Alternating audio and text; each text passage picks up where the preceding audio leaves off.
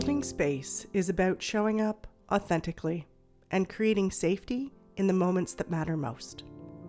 From parenting littles to navigating friendships and partnerships, I reframe tantrums, conflicts, and messy feelings as invitations to connection. I'm Julia Clark, a psychotherapist and play therapist with over 30 years of experience walking alongside children, families, and the people who care for them. Each episode explores the building blocks of emotional literacy, co-regulation, and boundaries, while honoring the intergenerational stories we carry within. Blending science with lived wisdom, I believe growth is playful, healing is possible, and we are all learning together. Hi, I'm Julia, and together we're holding space. Over the last few episodes, we've explored the foundations of play therapy, what makes play therapeutic, and why children don't always need words in order to heal. Now, we're stepping into a new layer of this journey: symbols, stories, and meaning. Because children don't just play, they communicate. And when we slow down enough to watch and listen, we begin to see how their inner worlds unfold through play. The art of watching in play therapy. In non-directive play therapy, the child leads. But while they play, I am watching closely. Not just what they do, but how they do it. I'm tracking themes that keep coming back, patterns in their choices, the intensity of their energy, how repetition shows up, when and how shifts in energy occur. I notice what gets avoided, what gets destroyed, what gets rescued. I tune into the story beneath the story, the emotional tone of the play, and the nervous system state driving it. Because in the therapy space, play is rarely just fun. It's intentional. It's communication, storytelling, and emotional processing without the pressure of words. Why this matters for the brain and nervous system. Here's why this kind of watching matters. Children's nervous systems process experiences through action and symbols before they can process them through words. Think about it. When you've been overwhelmed, have you ever found yourself cleaning the same drawer over and over?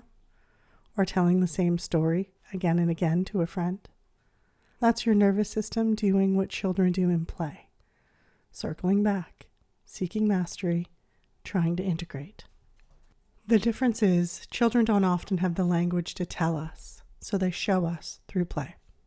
And when we reflect what we see without judgment, their bodies register, I am safe, I am seen, my experience matters. Real life example. Imagine a child picks up a baby doll and rocks it gently. At first glance, it looks like nurturing play. But then the baby is wrapped tightly in tape, placed in a box, and hidden in a corner. I don't jump in with questions like, is this about your sibling? Or why are you hiding the baby? Instead, I might reflect softly. You're wrapping the baby up so carefully. You're putting the baby in a safe hiding place. The next week, the baby escapes the box. The week after, a lion guards the box. What I'm watching for is the emotional progression in the play, not the plot. Is the child testing safety? Are they exploring power, protection, or finding a voice? Are they moving from stuck to free, from hidden to seen? Every choice is data, but more importantly, every choice is expression. More everyday examples. A child may line up toy soldiers week after week in the exact same order. One day, a new figure enters the lineup. That tiny shift tells me something has moved internally. Another child crashes the same car into the same block wall again and again. I don't stop them or say, "Can't you try something else?" Instead, I might reflect, That car keeps going back to the same spot. It seems important for it to crash there. Or maybe a child hides under the same blanket fort each session. At first, no one is allowed in. Later, they peek out. Later still, they invite me to sit nearby. What looks like simple hiding is actually a nervous system slowly learning, I can be safe, I can choose, I can trust. What play might sound like at home? Parents often ask me, what can I say when watching my child play? Here are a few gentle, attuned reflections. You're making the animals fight really hard. You've built a wall around the castle. Oh, that tower keeps getting taller each time. These reflections tell your child, I see you. Your play matters. I'm here. You're not interpreting or trying to fix. You're witnessing with presence, and that presence is the healing ingredient. A gentle pause. Take a breath with me now. Inhale. Exhale.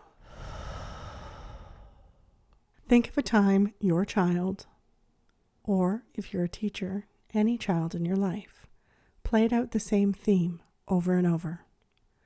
Maybe it was superheroes always winning. Maybe it was dolls always hiding.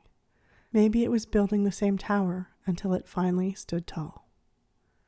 Can you see how that play might be carrying more than meets the eye?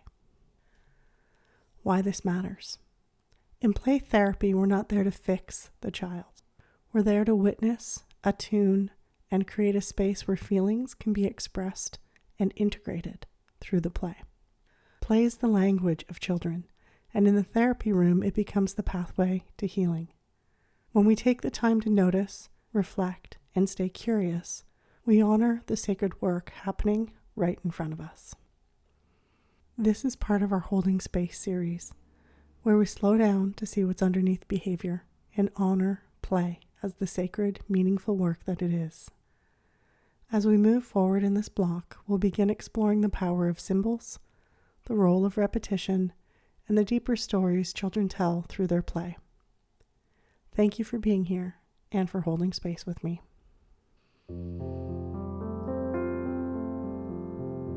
If the content of this podcast really resonated with you and you'd like to go even deeper, I'd love to invite you to step into this work more fully. Beyond the podcast, there are many ways that we can connect. Individual therapy for your child, parent coaching or support for yourself, and deeper I Am sessions that explore intergenerational patterns.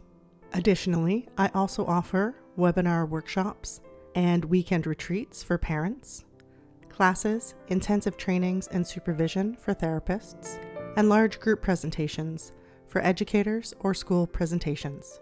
Each are designed to help us hold space for the next generation of children in safe, attuned, and meaningful ways. You can learn more and explore what fits best for you at clarity.family.